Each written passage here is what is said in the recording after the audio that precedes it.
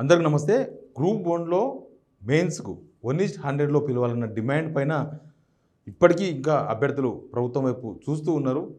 ఎప్పుడు చేస్తారా చెయ్యరా, చెయ్యాలని వాళ్ళంతా డిమాండ్ చేస్తున్నారు. ఎందుకంటే దానికి కొన్ని రీజన్స్ ఉన్నాయి, దానికి కొంత జెన్యూనిటీ కూడా ఉంది. అంత వేగ్గా వాళ్ళు ఏం అడుగుతలేరు. వాళ్ళు గ్రూప్ 1 ప్రిలిమ్స్ ఫస్ట్ టైం రద్దయినప్పుడు పాస్ అయిన వాళ్ళు ఇప్పుడు ఫెయిల్ అయినారు.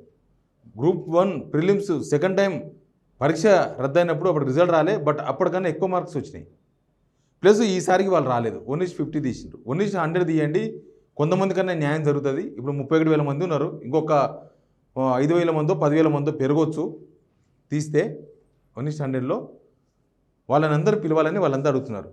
ఈ డిమాండ్ ప్రభుత్వం దృష్టిలో ఉంది. దీనికి ఏదో లీగల్ వ్యవహారం, దీనికి ఒక లీగల్ సమస్య వస్తుంది, ఇదేదో కోర్టులో ఆగిపోతుంది, అట్లాంటి విషయాలన్నీ కూడా ప్రభుత్వంలో మాట్లాడుకుంటూనే గ్రూప్ 1 అభ్యర్థుల మీద దాష్టికంగా వ్యవహరిస్తుంది ప్రభుత్వం. వాళ్ళ మీద దౌర్జన్యం చేస్తున్నది. ఈరోజు తెల్లవారుజామున నిజానికి ఈరోజు గ్రూప్ 1 అభ్యర్థులు ఎవరు టీజీపీఎస్సీ ముట్టడికి పిలిపియలేదు.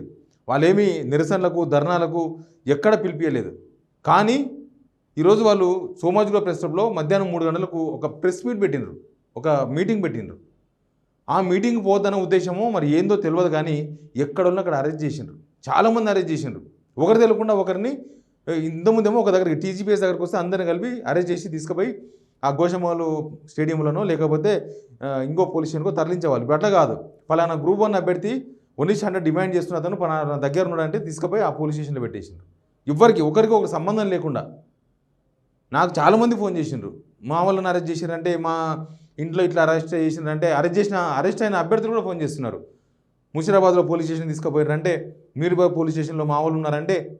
గ్రూప్ 1 అభ్యర్థుల మీద దాష్టికంగా వ్యవహరించింది ప్రభుత్వం ఈరోజు. అది బయటికి రాకుండా చాలామంది ఉన్నారు పోలీస్ స్టేషన్లో. వాళ్ళతో మాట్లాడే ప్రయత్నం కూడా చేద్దాం మనం, అసలు ఏమైందని కూడా. వాళ్ళు యాక్చువల్గా మధ్యాహ్నం మీటింగ్ పెట్టుకున్నది 1:100 ప్రభుత్వానికి రిక్వెస్ట్ చేద్దామని. ప్రభుత్వానికి రిక్వెస్ట్ చేసే హక్కు కూడా లేదా తెలంగాణలో?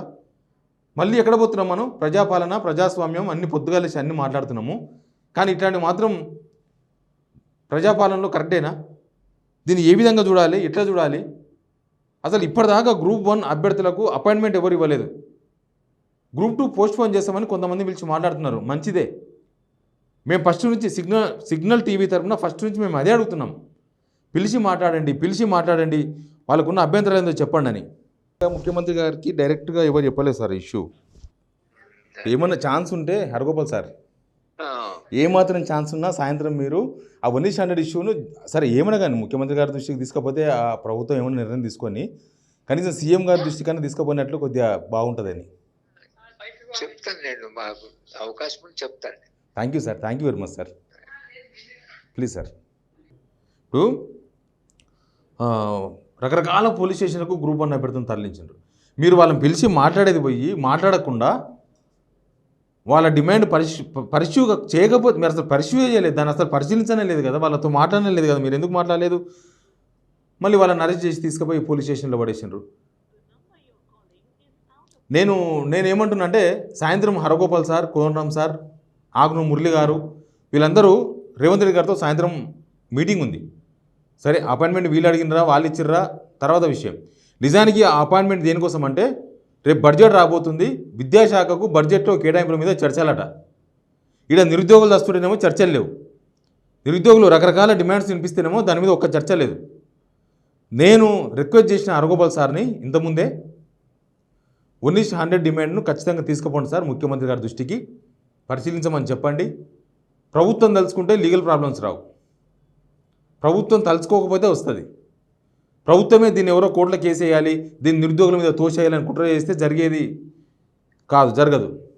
కానీ ప్రభుత్వం అనుకుంటే ఖచ్చితంగా జరుగుతుంది. దానిలో ఏం లీగల్ ప్రాబ్లం ఉందో వాళ్ళు వచ్చి మీ అవకాశం ఇస్తే ముఖ్యమంత్రి గారికి వచ్చి ఇట్లా దీన్ని సాల్వ్ చేయొచ్చు. ఎందుకంటే వాళ్ళు కాబోయే ఐఏఎస్లు, కాబోయే ఆఫీసర్లు, ఉన్నత అధికారులు. వాళ్ళు గ్రూప్ 1 పాస్ అయితే వాళ్ళు ఉన్నతాధికారులు అవుతారు, ఐఏఎస్ అవుతారు, ముందు ఏమో అవుతారు. వాళ్ళకు అవగాహన దానిపైన, వాళ్ళకి టైం ఇస్తే వాళ్ళు వచ్చి మీతో మాట్లాడతామని చెప్తున్నారు.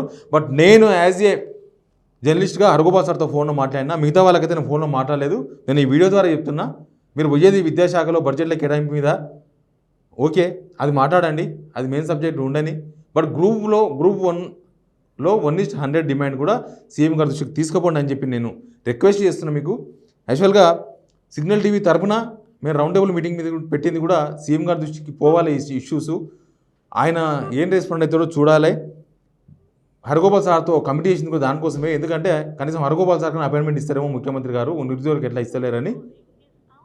కాబట్టి కనీసం సాయంత్రం జరిగే మీటింగ్లోనైనా గ్రూప్ 1కు సంబంధించిన ఇష్యూ మీద ఆగ్రూరు మురళి గారు, కోదండరామ్ గారు, హరగోపాల్ సార్తో ఆల్రెడీ నేను ఫోన్లో మాట్లాడినా కదా, కనీసం ఈ ఇష్యూను సీఎం గారి దృష్టికి తీసుకుపోండి. సీఎం గారు లీగల్ అంటారు ఖచ్చితంగా, ఎందుకంటే అందరూ అదే మాట్లాడుతున్నారు కదా, లీగల్ కాంప్లికేషన్స్ వస్తాయని. ఆ లీగల్ కాంప్లికేషన్స్ వస్తాయన్నప్పుడు కనీసం నిరుద్యోగులకు గ్రూప్ 1 వాళ్ళకు కూడా అపాయింట్మెంట్ ఇప్పించండి. దానిలో కొంతమంది వస్తారేమో, మాట్లాడతారు. దీనిలో లీగల్ కాంప్లికేషన్స్ రాకుండా గతంలో ఏం జరిగింది దాన్ని ఎక్స్ప్లెయిన్ చేస్తారేమో బహుశా. మీకు అందరికీ నేను రిక్వెస్ట్ చేస్తున్నా, సాయంత్రం మీటింగ్ పోయే వాళ్ళందరికీ మీరందరూ ఖచ్చితంగా సీఎం గారితో అపాయింట్మెంట్ ఇప్పించండి వాళ్ళకి, 1:100 వాళ్ళకి. ఇంకా టైం ఉంది వాళ్ళకు. లేకపోతే డిఎస్సి వాళ్ళలాగా దగ్గరకు వచ్చిన తర్వాత వాళ్ళు డిఎస్సి వాళ్ళు కూడా ఎప్పటి నుంచో దాదాపు ఒక 20 డేస్ నుంచి వాళ్ళు డిమాండ్ చేసిండ్రు, కానీ రానియలేదు దగ్గరికి. ఇప్పుడు పిలిచి మీకు టైం అయిపోయింది కదా, 1 డే ఉంది కదా, ఆల్రెడీ ఎగ్జామ్స్ స్టార్ట్ అయిపోయినాయి కదా, నిన్న కోర్టులో చూడలేదు ప్రభుత్వం వాదన, ఆల్రెడీ ఎగ్జామ్ స్టార్ట్ అయింది కాబట్టి ఇంకేం చేసేది లేదన్నట్టుగా మాట్లాడిన వాళ్ళు. దానికి స్పెసిఫిక్గా గవర్నమెంట్ స్టాండ్ తీసుకోలేదు. బట్ సాయంత్రం జరిగే మీటింగ్లో అయినా కనీసం దానిపైన ఒక ముఖ్యమంత్రి గారి దృష్టికి తీసుకుపోయి గ్రూప్ 1:100 అడుగుతున్న వాళ్ళ కోసం ఒక అపాయింట్మెంట్ ఇప్పించండి. వాళ్ళ బాధలు చెప్పుకునే అవకాశం ఏంటని మాత్రం రిక్వెస్ట్ చేస్తున్నాను. Please subscribe signal TV.